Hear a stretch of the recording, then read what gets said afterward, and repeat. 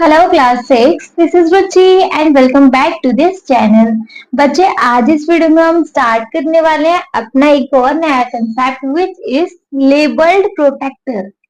मतलब कि अभी हमने प्रोटेक्टर की हेल्प से एंगल को देखा था कि हम प्रोटेक्टर की हेल्प से एंगल को कैसे बनाते हैं, ठीक है।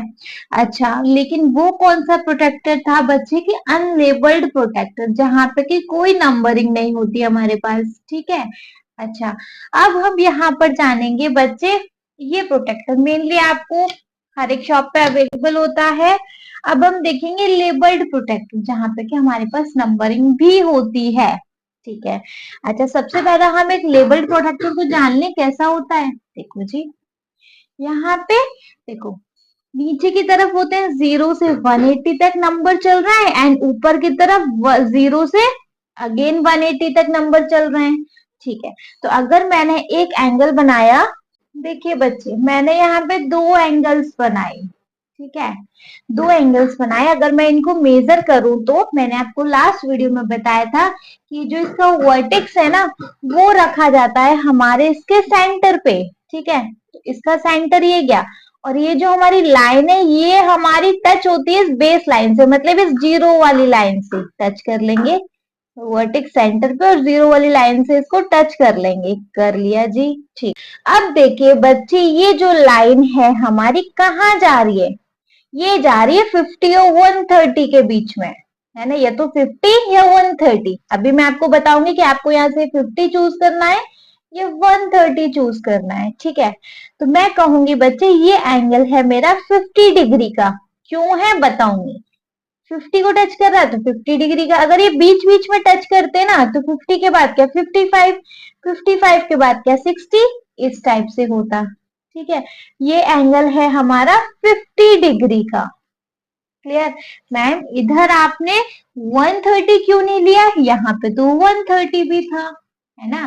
तो देखो बच्चे, मैंने आपको बताया था कि जो एंगल हमारे स्ट्रेट एंगल, राइट एंगल मतलब 90 डिग्री का एंगल, इससे छोटे होते हैं।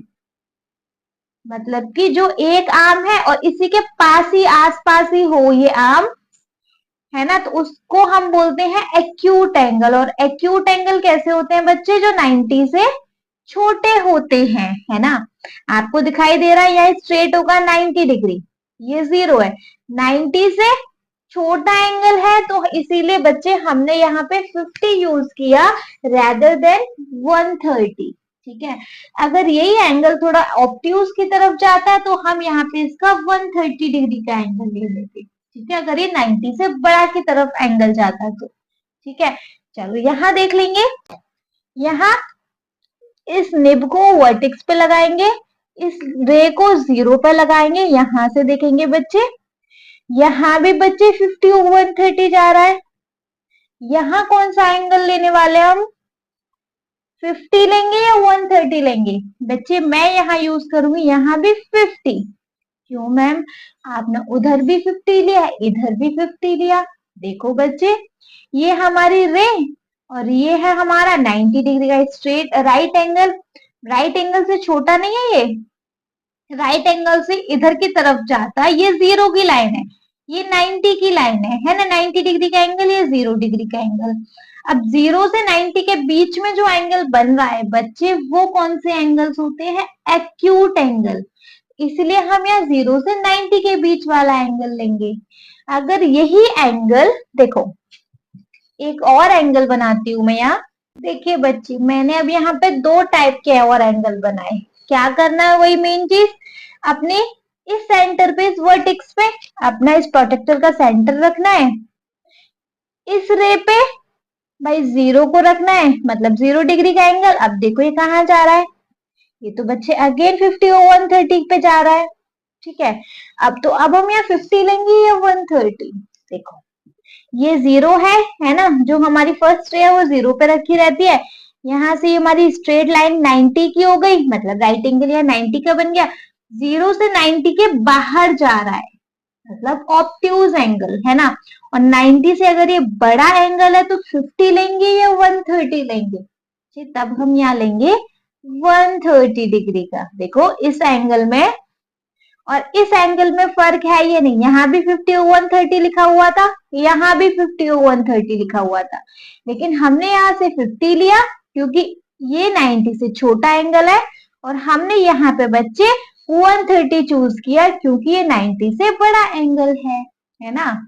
समझ में आया कि हम दोनों नंबर ऑफ साइड में से कौन सा नंबर ऑफ साइड चूज करते हैं। वो बच्चे नंबर ऑफ साइड दोनों साइड इसलिए होते हैं कि अगर आपको उल्टा एंगल दिया हुआ है तब आप कैसे बनाओगे, सीधा एंगल दिया हुआ है तब आप कैसे बनाओगे। एक्यूट तो दोनों तरफ हो सकते हैं, ऑब्ट्यूज भी, मतलब हर एक एंगल दोनों साइड बन सकते हैं, इसीलिए। चलो नेक्स्ट एंगल भी देख लेंगे। देखो नेक्स्ट एंगल के लिए वर्टेक्स पे रखेंगे अपने प्रोटेक्टर का सेंटर, इस रे को करेंगे जीरो लाइन पर। ये जीरो लाइन देखो कहाँ जा रहा है, ये भी बच्चे 50/130 पे जा रहा है, तो अब यहाँ 50 लेंगे 130, तो आपको अच्छे से समझ आ गया होगा ये हमारा राइट एंगल से बाहर जा रहा है, मतलब ये 0 डिग्री का, ये 90 का, 0 और 90 से बाहर जा रहा है, तो 50 लेना चाहिए या 130, 90 से बड़ा मतलब 130 होगा, है ना जी। इस टाइप से बच्चे हम देखते हैं। अब देखो यहाँ पे 130 इस तरफ है और यहाँ पे 130 इस तरफ है, इसलिए बच्चे मैंने बोला कि एंगल तो दोनों साइड बन सकते हैं, इसीलिए लेबल्ड प्रोटेक्टर के अंदर दोनों तरफ हमारे नंबर ऑफ साइड रहते हैं कि हम दोनों तरफ से अपने एंगल को इजीली कंफर्टेबली बना सकें। क्लियर है। अगर ये दोनों रेस बीच में होती तो क्या होता, तब कैसे एंगल बनते हैं तब देखिए। देखिए बच्चे ये हमारा एंगल है, मैंने यहाँ प्रोटेक्टर का मतलब शेप बना दिया है, लेकिन हर जगह तो नहीं बना होगा ना। अब देखो यहाँ पे दोनों रेज हमारी अलग है, तो हम सेंटर पे रखेंगे भाई अपना क्या, प्रोटेक्टर, और यहाँ देखिए बच्चे 50 और 80 के बीच, मतलब अगर दोनों रेज हमारे प्रोटेक्टर के बीच में हो, एक भी रेज 0 पे ना हो, तब कैसे मेजर करते हैं, वही सेम अभी हमने अनलेबल्ड प्रोटेक्टर में मतलब इन द लास्ट वीडियो सीखा था। देखो 50 से 60 तक 10 यूनिट का गैप, 60 से 70 तक अगेन 10 यूनिट का, 70 से 80 तक अगेन 10 यूनिट का, यहाँ से यहाँ अगेन 10 यूनिट, यहाँ से यहाँ अगेन 10 यूनिट। कितने हो गए, 10, 20, 30, 40, 50। तो ये हो गया बच्चे 50 डिग्री का एंगल। ठीक है। अदरवाइज अगर आपको ऐसे नहीं देखना तो आप ऐसे देखो। देखिए बच्चे फर्स्ट रे है हमारी 50 डिग्री पे, है ना। सेकंड रे है हमारी, बच्चे देखो ये 10 यूनिट का और उसके बाद ये 80 से यहां तक मतलब 5 यूनिट का और गैप है, ये 5 यूनिट का और गैप है, तो ये हो गया 50.5 यूनिट का, है ना। 0.5 यूनिट का यहाँ एक्स्ट्रा गैप लगा हुआ है। अब देखो बच्चे यहाँ 80 आ रहा था, अब 80 और 5 ये हो गया 80.5, यहाँ 50, यहाँ 80.5। भाई 80.5 में से आप 50 डिग्री के एंगल को आप माइनस कर दो, ये 100.5 है, 80 तो इस तरफ आएगा ना। देखो यहाँ है 100.5 का गैप, तो अभी 100.5 के गैप में से आप 50 को माइनस कर दो, क्या आएगा 0.5, 0, 10 में से 5 गया 5, यहाँ भी आ गया हमारा 50.5। कैसे भी कर सकते हैं आप, समझ में आ गया। ठीक है, तो थोड़ा सा थ्योरी देख लें। This is a protector that you find in a geometry box. It would appear similar to the protector above except that there are number written on. बच्चे देखिए ये प्रोटेक्टर आपको आपकी ज्योमेट्री बॉक्स में मिल जाएगा, ये भी सेम वैसा ही है अनलेबल प्रोटेक्टर जैसा, बस यहाँ पे थोड़ा क्या चेंज है कि यहाँ पे हमारे पास नंबर्स भी दिखाई दे रहे हैं, है ना। जैसे मैंने वॉच के एग्जांपल दिया था ना, कुछ वॉचेस में नंबर लिखे हुए आते हैं और कुछ वॉचेस में नंबर लिखे हुए ही नहीं आते, वहां पे बस एक डॉट डॉट डॉट डॉट्स बने हुए जैसे आते हैं, है ना। तो वो वॉचेस हो गई अनलेबल्ड, उन पर लेबल्ड ही नहीं है, और जिन पे नंबर लिखे हुए आते हैं वो हो गई हमारी लेबल्ड वॉच, है ना। सेम एज यहाँ प्रोटेक्टर में भी है। Will these make it easier to read the angles, अब ये क्या भाई एंगल्स को रीड करने के लिए ज्यादा इजियर होगा, है तो देखेंगे। There are two sets of number in the protector, one increasing from right to left and other increasing from left to right.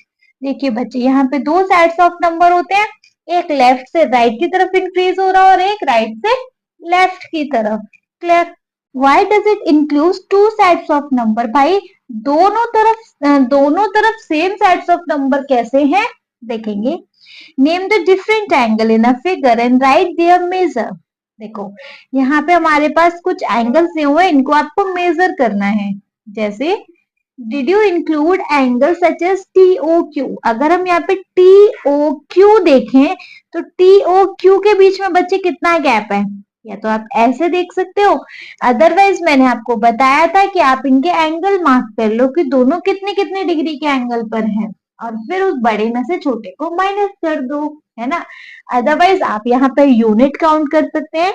जैसे कि Q है 30.5 पर, है ना, एंड T है यहाँ पर बच्चे 160 पर. यहाँ 20 नहीं देखेंगे, यहाँ 160 देखेंगे क्योंकि T लाइन हमारी ऑब्ट्यूज की तरफ जा रही है ना. तो बच्चा 160 में से 30.5 माइनस कर दोगे तो आपके पास आंसर आ जाएगा. क्लियर है? ठीक है. Next one is which set of marking did you use, inner और आउटर. बच्चे आपको बताओ, आपने यहाँ अंदर वाली सेट ऑफ मार्किंग देखी है या आउटर वाली? या तो आप अगर आउटर वाली देखो तो आउटर वाली में वो 20 पर होगा तो ये होगा 140.5 पर. अब 140.5 में से 20 माइनस कर दो तब भी आंसर सेम आएगा, या फिर आप 160 में से 30.5 माइनस कर दो तब भी आंसर सेम आएगा. आपको इनर सेट ऑफ नंबर देख लीजिए, otherwise outer set of number देख लीजिए. लेकिन अगर आप एक रे के लिए इनर सेट देख रहे हो और एक रे के लिए आउटर सेट ऑफ नंबर देख रहे हैं तो ऐसा नहीं चलेगा. ठीक है बच्चे. चलिए, what is the measure of TOS? बच्चे TOS में आप देखो, अगर हम यहाँ से आउटर सेट ऑफ नंबर से देखें तो T है हमारा 20 पर एंड S है हमारा 50.5 पर. सेम 50.5 में से 20 माइनस कर दो, अदरवाइज T और S के बीच के यूनिट के गैप को काउंट कर लो, कितना गैप है इनके बीच में, तब भी आंसर आ जाएगा. ठीक है. Can you use the number mark to find the angle without counting the number of marking. Here OT and OS pass through the number 20 and 55 on the outer scale. How many unit of 1 degree are contained between these two arms? Can subtraction be used here? बच्चे देखो, मैंने आपको बताया या तो आप यहाँ पे subtraction यूज कर सकते हो, अदरवाइज अगर आपको यहाँ subtraction नहीं यूज करना तो आप इनके बीच का गैप काउंट कर लो. क्लियर? समझ में आ गया? दोनों ही वेज होते हैं हमारे अपने एंगल्स को मेजर करने के. ठीक है. Next is how can we measure angle directly without having to subtract. हम अपने एंगल्स को कैसे मेजर करते हैं बच्चे बिना सब्ट्रैक्शन के? भाई अपने गैप्स को काउंट करके, है ना. या तो गैप को काउंट कर लो या फिर एक रे हमारी बेस लाइन पे होनी चाहिए और दूसरी रे फिर कहीं और भी हो तब भी चल जाएगा, है ना. तब तो हम डायरेक्टली देख लेंगे. ठीक है. Place the protector so the center is on the vertex of the angle. मैंने आपको बताया आप एक आर्म को इसके बेस लाइन पे रखो जहां पे 0 डिग्री का एंगल है. ठीक है. Align the protector so that when the arm pass through the mark as in the picture below. बच्चे आप जैसे पिक्चर में दिखा हुआ है, आप एक आर्म को ऐसे रखो, मतलब ये जो OB आर्म है देखो इसका बेस लाइन 0 डिग्री पर है ना, मतलब इसका एक रे 0 डिग्री पे. Now what is the degree measure of angle AOB. अब आप देख लो AOB का कितना एंगल है. भाई ये है 80 और 100 पे. 90 से छोटा है तो 80 यूज करने वाले हैं या 100 यूज करने वाले हैं? 90 से छोटा तो 80 ही आ सकता है ना. तो हमारा एंगल AOB हो गया बच्चे 80 डिग्री का एंगल. करेक्ट. समझ में आ गया? आ गया तो चलो बच्चे नेक्स्ट टॉपिक वी हैव. देखिए बच्चे नेक्स्ट है हमारा make your own protractor angle bisector. ये क्या होते हैं इसी में देख लेते हैं ना. देखो अपने प्रोटेक्टर को बनाने के लिए क्या हमें एक सर्कल बनाना पड़ेगा. लाइक सेंटर पे अपना कंपास रखो, वहां से एक सर्कल ड्रॉ कर लो. कंपास नहीं जानते, एक कोई भी एक राउंड शेप का मतलब सर्कल शेप का एक फिगर लो, वहां से एक सर्कल शेप कट कर लो और ऐसे निकाल लो. ठीक है. क्या करेंगे सबसे पहले बच्चे हम इसको कर लेंगे फोल्ड. ऐसे फोल्ड करेंगे कि पूरा इस टाइप से clear, neat and clean fold होना चाहिए। ठीक है, चलो फोल्ड करने के बाद बच्चे हमें इसका सबसे पहले सेंटर देखना पड़ेगा। सेंटर कहाँ है? देखो, अगर हम इसको एक बार और फोल्ड करेंगे तो हमें बच्चे क्या मिलेगा?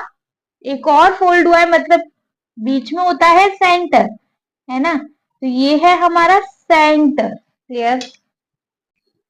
Draw a circle of a convenient radius on a sheet of a paper. Cut out the circle. A circle or one full turn is 360. एक सर्कल लेना है आपको, ठीक है, 360 डिग्री का। Fold the circle to get two equal halves and cut it through the crease to get a semicircle.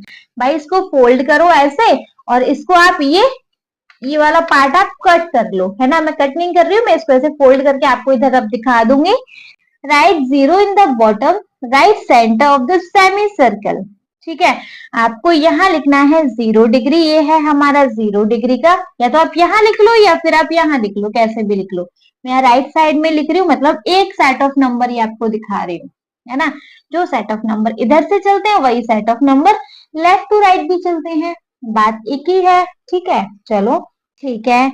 Next क्या? The measure of half of a circle is 1/2 of the full turn. So measure of half a turn is equal to 1/2 of 180। अब देखो बच्चे, अगर हम एक और fold कर रहे हैं 180 का हाफ करने के लिए, तो हमें एक अब हमारे पास बच्चे दो साइड्स आ गई, मतलब 180 का हाफ क्या होता है? 180 का हाफ मतलब 180 को 2 से डिवाइड कर दो, 2 9 जा 18। 180 का हाफ होता है बच्चे 90 का, तो यहाँ बन गया हमारा 90 डिग्री का एंगल। करेक्ट। अब देखो, अब हम 0 से 90 के बीच का हाफ निकालेंगे। कैसे? तो एक बार फोल्ड किया था, इसको एक बार और इसको इसको एक बार और फोल्ड कर देंगे। ठीक है, जब हम इसको एक बार और फोल्ड करेंगे तो हमारे पास बच्चे देखो अब ढंग से और क्रीज आ रही है, मतलब यहाँ पे 0 और 90 के बीच का एंगल जानना है। तो 0 और 90 के बीच का एंगल क्या? 0 और 90 के बीच का मतलब 90 का हाफ। 90 का हाफ कितना बच्चे? 45। तो ये एंगल है हमारा 45 का, ये वाला 0 45 90। अब यहाँ भी 45 का गैप होगा बच्चे, तो 90 में आप 45 प्लस कर लो, कितना हो गया?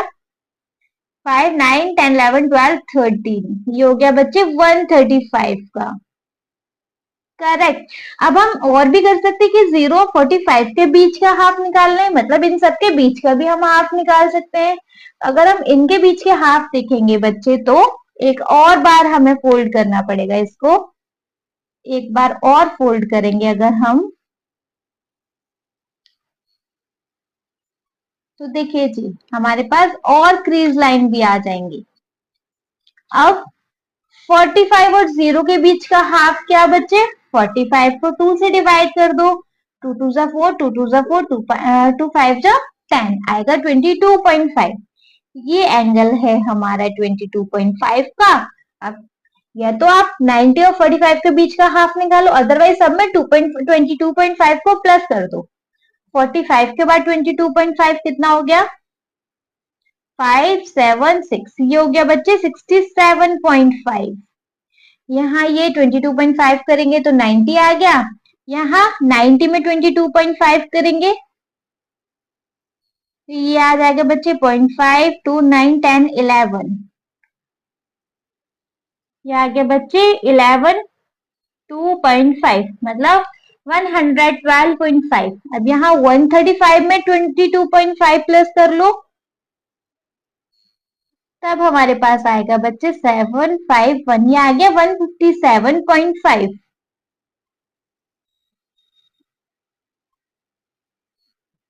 ठीक है, अब इसमें आप 22.5 देखेंगे तो आपको 180 मिल जाएगा। तो हमें बच्चे यहाँ क्या मिल गए? कुछ एंगल्स। ठीक है, मैं यहाँ पे बहुत सारा कुछ थ्योरी दिया हुआ है, उसको मैं रीड नहीं कर रही हूँ, उसमें यही सब है। यहाँ फोल्ड करते जाओ, आपको हाफ मिलते जाएंगे। क्लियर है?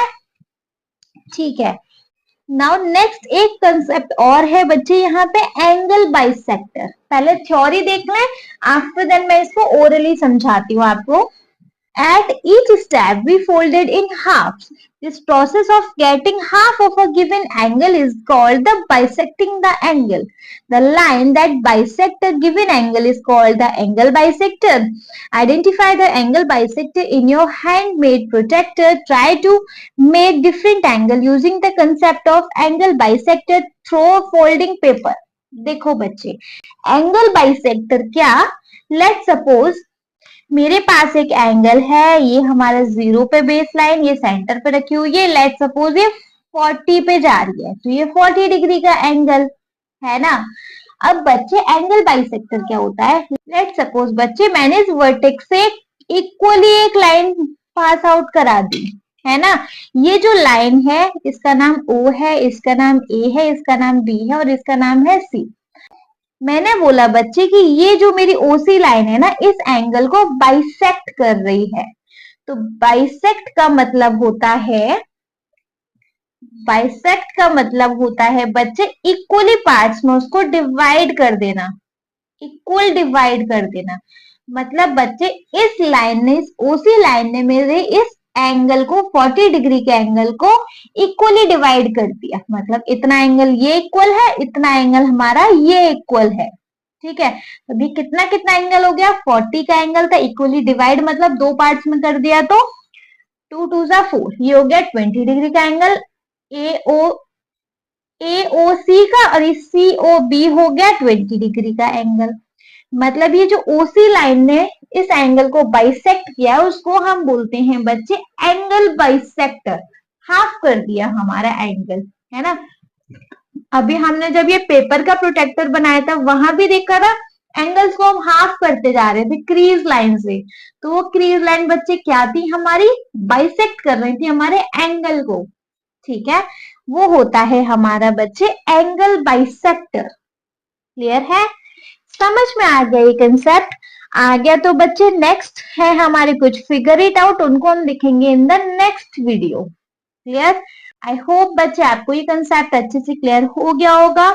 हो गया तो प्लीज बच्चे आप इस वीडियो को एक लाइक करिएगा, चैनल को सब्सक्राइब तो जरूर ही करेंगे, और आपके जिन फ्रेंड्स के लिए ये वीडियो हेल्पफुल होता है उनको इस वीडियो को उठा के शेयर कर देंगे। Okay, thank you so much.